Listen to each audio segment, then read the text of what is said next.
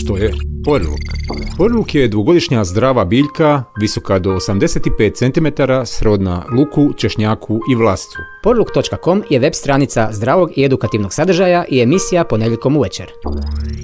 Lijepi pozdrav, dobrodošli u još jedan porluk.com, našu emisiju koja ide svaki ponedjeljak.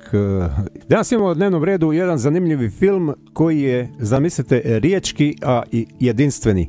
To je novi film iz serijala Tajni agent 010. Sa mnom je Helga Paškvan, jedna od autorica filma i jedna od katica za sve, pošto mi imamo 2-3 katice za sve, pogotovo ove dvije su najkatičastije. Pa eto, Helga će nam reći nešto o filmu. Dobar ti dan. Dobar dan. Što katica za sve Helga radi u našem filmu 010 Tajni agent? Helga dogovara, Helga trči s jednog mjesta na drugo, glumi. Režira, piše scenarije. Da, piše i prepravlja scenarije, radi radionice, glume komunikacije. I vjerojatno bi se sjetila još 10 funkcija koje imaš. Eto, tako je sa malim filmovima, onim s velikim budžetom imaju puno ljudi i mogu ih platiti. Ovo je niskobudžetni film, ali je zanimljiv. Zašto bi ti preporučila Tajni agent 010 ljudima? Pa svakako zato što tako nešto neće vidjeti ni na YouTube-u čak, ni na televiziji naročito, pa čak ni u kinima. Vrlo originalni film u širem području, čini mi se, ove regije. Pošto smo mi domaćini i uhvati Međunarodnog filmskog festivala Uhvati film, vidim da baš ovakvih filmova nema. Znači poseban je po zaista velikom broju mladih ljudi koji sudjeluju, ljudi s poteškoćama, ljudi bez poteškoća, ljudi s poteškoćama samim tim što su se opredijelili valjda za glumu ili za takav rad. Pa ima tu hrpu poteškoća, ali koje naš agent 0010 rješava, jer nema problema koji se ne može riješiti na pravi način. Kad smo već kod broja osoba sa poteškoćama ili sa invaliditetom u filmu, jedna kolegica je spomenula je da bi trebali to predati na Guinnessovu knjigu rekorda, jer ih u filmu ima preko 20. Dakle, ovo je po tome zaista specifičan film. Sad, da okrenemo malo pilu na drugu stranu i da kažemo da li je ovo u stvari film za osobe sa invaliditetom. Ovo je film za svih i za sve. To je to. Po čemu? Baš kao i svaki film, ali naravno da je lakše prepoznati se neke svoje elemente, svoje sudbine kroz film koji konačno ima i takve aktere, znači koji u mainstreamu ne mogu nastupati iz različitih razloga, koje naravno neke uopće ne odobravaju niti uzimam za ozbiljno, ali u životu koji je, kako bi rekla, su svi ljudi potpisali da je legitimno prebrz i preposlovan, izgleda da za osobe sa poteškoćama s invaliditetima baš i nema mjesta. Međutim, neki od njih koji imaju taj talent, koji stvarno žele razvijati taj talent, znači za ozbiljnije glumiti i ići u tom smjeru razvoja, možda čak i profesije, zašto ne? I naravno da neki sa lakšim poteškoćama uđu i u mainstream, ali kad imate i to što kažeš više ljudi na okupu, maloljetnike, punoljetnike, različite na istom mjestu, a da to nije unutar neke ozbiljne institucije koja ih sve skupa hendla, onda je to stvarno jedan posao za sebe koji otvara vrata na novoj kulturi, što bi kolegica Maja rekla, kulturi za svih i za sve. Pa u principu kad pogledam bolje ne vidim nijedan razlog zašto ne bi ovi glumci glumili u mainstreamu, recimo da se još malo i poduče i tako, jer u biti oni su prirodni, zanimljivi su, duhoviti, svi imaju karizmu, dakle ne postoji nijedan razlog zašto se ti ljudi ne bi bavili kreativnim radom kroz film. Pa eto, rekli smo da, to su proizvodna vrata, druga strana vrata ovo što sam rekla, ovog natpisa, naziva kultura za svih. Znači jedan drugi smjer gdje oni mogu biti proizvođači te kulture zajedno sa ostalima, zato je za svih. Znači to je ta čarobna inkluzija gdje to nije nekakva mješavina svega i svačega, nego pomno biti pomno razrađena i realizirana metoda kroz načine komunikacije, ali zaista o različitim metodama rada jedne složne komunikacije gdje ima specifičnosti na koje treba obratiti pažnju, ali to nije nikakav bauk. Govori puno filmova koji dođu na uhvati film, tako da je i to je super stvar za preporučiti svakome koji želi dobiti ozbiljni ili manje ozbiljni uvid šta je sve u ovom svijetu moguće. To je stvar za izučavati, za uživati u njoj kao i svaka druga na ovom šarolikom planetu. Kad smo već kod uhvati filma, evo upravo je prošlo 7 dana uhvati filma, pogledali smo 25, čini mi se, filmova iz cijelog svijeta, pa možda da nam kažeš nešto od tome, pa ćemo se vratiti na Agenta. Pa povezat ću jednu stvar iz tvoje najave Agenta 010, humoristične najave, zato što je dojam zaista bio takav. Bilo je malo publike, prazni stolicitis, koji nije samo na našem festivalu, odnosno nije samo na nekim projekcijama našeg festivala, vidim prazni stolicitis i na nekakvim drugim programima, ne nužno svima u isto vrijeme, neću sad ulaziti u analizu. Dosta je problema s kulturom i kulturnom publikom u Hrvatskoj i programima ovih zadnjih par mjeseci na različitim, ajmo reći, frontovima. Dobro, došli smo do zaključka da je kultura problem. Pa izgleda, pustimo sad to za opet neki novi okrugli stol, jel tako? Jer smo mi uz uhvati film imali kvalitetni okrugli stol, odnosno diskusiju i pokušaj, u stvari nisu to pokušaj, to su super razgovori sa svim ljudima koji su nama vrlo ekskluzivna publika na kraju krajeva i mislim da tako ljudi takvu poruku i svoj dojam prenose dalje, jer tamo gdje nema izgleda u našem slučaju kvantitete, ima kvalitete i sa strane publike, pa smo bar na tome, ne bar, na tome smo zaista zahvalni i gradimo u tom smjeru dalje. Nekad dobiješ kako set kiselih limuna, što u ovom slučaju čak nisu ni kiseli, napraviš najbolju limunadu. Da, tako je. Dobro, bilo je relativno malo ljudi, ali su bili vrlo kvalitetni, a ono što ćemo mi sad napraviti je pustit ćemo jednu filmsku pjesmu, odnosno pjesmu iz filma nove epizode Tajnog agenta 010, pa se mi vraćamo u Helgi. Dnevna doza pozitive, powerlook.com, svakog ponedjeljka uvečer.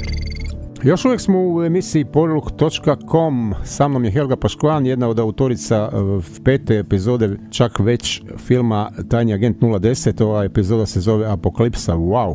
A evo krenuli smo nekako pričati malo i o uhvati filmu, pa to je nešto što je vezano isto za ovaj film.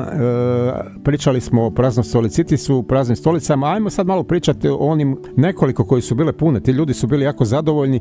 Reci nam nešto, kakvi su filmovi bili ove godine, da li postoji neka razlika od ove godine i druge prošlih godina, šta smo gledali?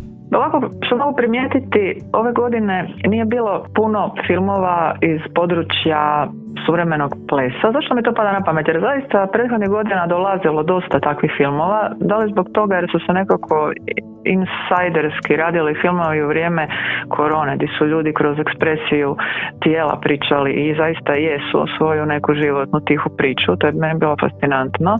Ove godine je jedan takav film koji smo mi nagradili kao jedan od važnih filmova za promjenu perspektive, što je glavni moto festivala. Već dugo godina, sve ove godine je taj moto zapravo. Mogu primijetiti da nema puno komedija, pa smo nagradili 2 komedije, jednu zaista za najbolju komediju, druga je isto promjeni perspektive.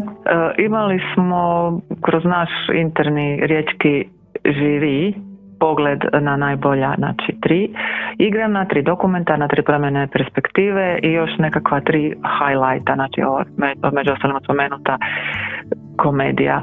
Dosta su komentari da su filmovi čak i teži, znači nekako su jako realni, ali imaju zato i sasvim solidnu taj neki katarzični nivo koji svakako vrijedi dovršiti među publikom riječima, jer neke stvari su šokirale ljude i ako treba tu više porazgovarati, treba, ili možda čak otvoriti opet neko mjesto posebno za takvu neku temu. Dobro, kad već kažemo teži filmovi, da možda i kažemo što je to teže. Recimo, najviše komentara bilo o teškom filmu, na filmu Vibracije iz Gaze. Sad, tu je priča o ratu i priča o osobama sa invaliditetom u ratu. Prikazano je na jedan neobični način kroz znakovni jezik i sad, da li je to teško? Mislim, to je situacija koja je kod nas. Taj rat postoji godinama i ratovi se vode po cijelom svijetu. Nažalost, vodili su se kod nas, nadam se da više neće. Ali to je život. Da li je to teško ili ne teško, to je ono što mi biramo. Da. Mi biramo tako živjeti. Da. Pa evo, sam si rekao, samo bi nadopunila, u tom filmu su djeca sa poteškoćama sluha, znači nisu oni rođeni gluhi, nego su oglušili zbog tih vibracija zvukovnih dronova i ratnih zvukova doslovce. I to je nešto što je vrijedno u filmu malo, znači zašto je teže? Teže zato što je šok jer ti slušaš kroz medije o toj nesretnoj Gazi i ne možeš se sjetiti, je li netko spomenuo tako što, da se tamo oglušuje? Nije, jel tako? Ili ne ideš za tim? I onda dobiješ film, i vidiš ti, ne morate neko pucat, ne mora baciti bombe, trovati vodu, ali taj zvuk, baš ganja do razine oglušivanja. I onda su povezali djecu koja su već od prije možda gluha sa djecom koja su oglušila zbog rata, pa su ušli u zajednicu, pa je znakovnim jezikom ispričan film. Kada smo to gledali, meni je prvo palo na pamet da li smo mi ista vrsta s tim ljudima koji to rade. Bez obzira da li pričamo o Gazi, da li pričamo o Ukrajini, da li pričamo o Vukovaru, da li smo mi ista vrsta. Meni je sram ako smo mi isto ljudi kao ti ljudi koji to rade. Pa, meni je super da ste i sad došli do spoznaja, ja to govorim već decenijama, da postoje podvrste, ako ne i apsolutno druge vrste u ljudskoj koži. Da, mislim, nisam sad došao do te ideje, ali kad vidiš ovaj film, onda ti još jednom zaista svane pred očima, mislim da bi takve filmove... Dosta ljudi je komentiralo, koji su bili i uvijek kažu da te filmove treba puštati u školama, da treba animirati djecu na taj način i nas zovu u škole sa filmovima. Sad možda bi ih trebalo puštati u Saboru. Što ti misliš? Pa, što bi rekla jednu narodnu poslovicu, one bisere pred određene životinjice, ali zapravo trebalo bi ih puštati, jer... Doduše tamo ne bi baš puno ljudi gledalo, jer tamo malo ljudi dolazi. Manje ljudi dolazi u Sabor nego na naše predstave. Pa, ljudi koji su u vladi su jednom imali priliku gledati dio filmova, isto ih je jako malo došlo, dosjećam. Mislim, generalno, naravno da treba vjerovati u to da nekakva senzibilizacija postoji u svakome od nas i da ta koža, zagosta nisam preoptimistično rekla da je ister koža biti prvi organ preko kojeg će nešto krenuti prema tebi i ćeš pustiti i korak dalje. Tako da svaka čast, mislim, što je uopće netko to gledao. Ja imao izjave o tome u Saboru. Koliko je klikova bilo na netu, oko toga bilo je puno. I da li to vrijedi ponavljati? Pa mislim da trebalo bi. I vratimo se mi na našeg agenta. Reci mi, da li je onda i ovaj film težak? Agent 010 je prije svega komedija sa ekstra provociranim elementima iz raznih drugih žanrova, akcija i krimić i neki tako šarmantni ljubavni žanr. Provokacija jeste na naš konformizam i na zdravo za gotovo uzimanje svega što smo sami stvorili, pa onda kao pravimo se kao malo na čudu, malo prepametni sa svijetom koji dalje mutimo, što si rekao, naš je izbor, možemo utjecati. A da li je to teško? Pa mislim da treba doći pa pogledat pa prosuditi šta je tu kome i zašto teško. Možda bi Coppola isto rekao za svoju apokalipsu, da li je teška, jel? Ona je definitivno teža. Njegova je teža, onaj moment i to rušenje onih zgradurina je težak, da. Da, mi ne rušimo nikakve zgrade. Rušimo predrasude prije svega. Rušimo predrasude, da. Ali ono što sam zapamtio da je sad na projekciji prethodne 3 epizode smo vrtili u Palahu prije nekoliko dana, da je jedna gospođa rekla da za razliku od Uhvati filma gdje su aspektirane neke teže stvari, nakon gledanja Agenta se osjeća dobro i osjeća se pozitivno. Pa da, to sam baš htjela i dodati, čak i kad se nešto tako ala pravo apokaliptično sruši i uruši, pa to je oslobođenje.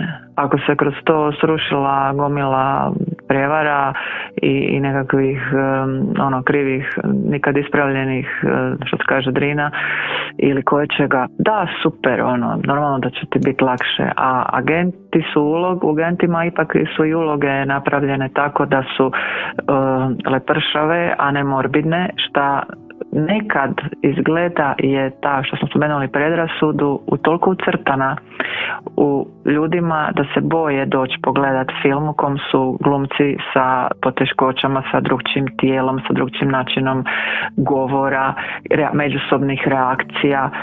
I taj strah, ako ništa, ovo je ljudima idealna prilika da se riješe straha. Što manje straha u životu, to sretniji i pametniji ljudi. Tako da nudimo vam, ljudi dragi, besplatnu terapiju. Ja bih još dodao jednu zanimljivu stvar.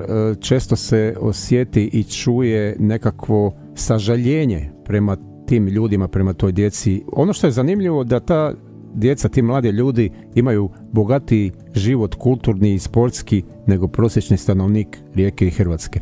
Dakle, oni glume u filmu. Oni su, evo sad je Dorijan osvojio brončanu medalju. Dakle, oni žive punim plućima koliko mogu iz svoje perspektive. Ja mislim da čak više nego što mogu iz svoje perspektive. Naravno da je tu veliki trud i žrtva roditelja, ali mislim da bi trebalo to sagledati s te stvari da većina ljudi sjedi doma i gleda televiziju i ne radi ama baš ništa po pitanju svog kulturnog i sportskog života. Može i tako. Pa da, zahvalila bi autorima pjesama koji su nas, kako bi rekla, darovali sa svojim radovima. To su Darko Rundek i Urban, odnosno u ono vrijeme Laufer sa drugim članovima. Hvala. Zahvalila bi udrugama Muzikopteru sa Irenom i Katarinom, te svim mamama i roditeljima iz udruge Down 21 kao i njihovoj djeci koja su prvi put ove godine s nama sudjelovala, vježbala udruzi Distrofija, odnosno udruzi sa članovima oboljelima od Primorsko-goranske županije i njihovim voditeljima na ustupanju prostora za radionice i druženja i snimanja i probe. I ne samo to, oni učestvuju aktivno, nekoliko njihovih članova u filmu. Da, rekla sam kao novim sudionicima i novim sudionicima s kojima smo svirali. Ja bih se još zahvalio i našem gostu u ovom filmu, a to je Goran Navojec koji je podržao film svojom kratkom cameo ulogom i napravio nam je jedan reklamni džingl. Nadam se da smo zainteresirali, a u trećem bloku ćemo čuti što misle još neki posjetitelji naših predstava. Dnevna doza pozitive. Powerlook.com svakog ponedjeljka uvečer. Evo nas u trećem bloku Powerlook.com emisije. Danas pričamo o tajnom agentu 010, pa evo uzeo sam neke izjave da vidimo malo što publika misli o njemu. Gledali ste tajni agent 010, što kažete za taj film? Da, dobar dan prije svega. Dobar dan. Pogledala sam tajnog agenta, zapravo sve osim nove, pošto nova još nije. Osim najnovije, naravno, koje isto tako imam namjeru pogledati. O tajnom agentu mogu reći najbolje. Filmovi su savršeni, zaista meni su baš savršeni. Glumci još bolji, to zaista čovjek mora pogledati da bi mogao dati izjavu da je film kao film jako dobro napravljen, a i tako isto za glumce. Što vas naročito dojmi naših neobičnih glumaca? Da, zaista su neobični i toliko su dragi i simpatični i ozbiljno su shvatili svoje uloge da ih je zaista divno za pogledat. Preporučam svima. Što vam se činilo najbolje u ovim filmovima, recimo kad se vratite unazad, ako se možete prisjetiti neke scene koje vas je dojmila ili neke osobe koje vas je dojmila? Pa zapravo mogu reći ovako da svi su jako dobri, tako da ne bih željela da se bilo ko uvrijedi. Međutim, dečko koji ima glavnu ulogu, Dodo ili agent 010, on je posebno, ne znam zapravo kako bi rekao, posebno me se dojmio. Znači, to je dečko koji se zaista trudi, da kažem, do palca. Predivan je i ulogu savršeno odradi. Ono što se meni čini da je on jednostavno karizmatičan i nekako, koliko je to možda teška riječ za njega i njegovo recimo stanje zdravstveno, ali on je opušten, on je jednostavno prijemčljiv, pozitivan. Tako je. Ni tren nije negativan. Da, potpuno je opušten, nema negativnosti, da, sav je pozitivan. Jednostavno je čovjek, mislim, dečko je fantastičan, evo. Dobro, hvala na mišljenju i idemo dalje da vidimo što kaže drugi naš sugovornik. Hvala, pozdrav. Pozdrav. Kako bi preporučili ljudima da dođe? Da li bi preporučili ljudima da dođu? Svakako bi preporučila da se dođe gledati film. To je jedno predivno biće, jedan predivan dečko koji kroz humor i sve pokazuje u stvari stanje u našem društvu. Što vas je naročito dojmilo kod filma? Pa sad sva njihova snaga svih tih glumaca, volja za životom i kako pokazuju u stvari kako drugi ljudi uopće nemaju problema i da bi se trebali svi ugledati u njih. Drugi prema njihovim problemima su naši minorni. Naši nikakvi problemi i da bi se svi trebali ugledati u njih i živjeti normalno i biti veseli koji i oni. Tako je. Nadam se da ćete biti s nama u 17.11. u HKD-u. Željela bi da dođete što više u što većem broju. Evo ja sam tamo i prva ću vas dočekati u majici. Voljela bi da dođete u što većem broju, da vidite predivnu glumu i predivnu volju i za životom jednih predivnih ljudi i da dođete i da ih podržite. Gledali ste Tajni agent 010, prethodne epizode. Očekujete li novu sa znatiželjom? Da, baš me zanima što će se desiti u novoj. Prethodne 3 su me baš oduševile, tako da evo jedva čekam 17. Što vam je toliko dobro u Tajnom agentu? Odlično mi je to što su osobe sa invaliditetom u biti u aktivnoj ulozi.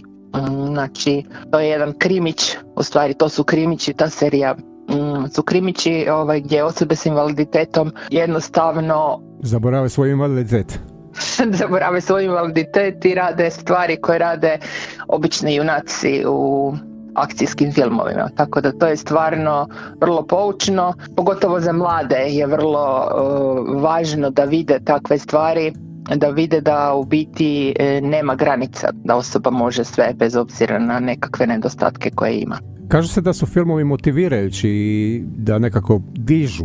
Pa naravno da dižu zato jer u stvari inspirativno djeluju, jer ako može to osoba s invaliditetom onda mogu i ja svašta nešto. Svi se mi volimo ograničavati i stavljati u nekakve okvire i kalupe. Znači za sljedeći film zovem i vas? Da. Dobro. Naravno. Kako biste pozvali ljude na 5. dio?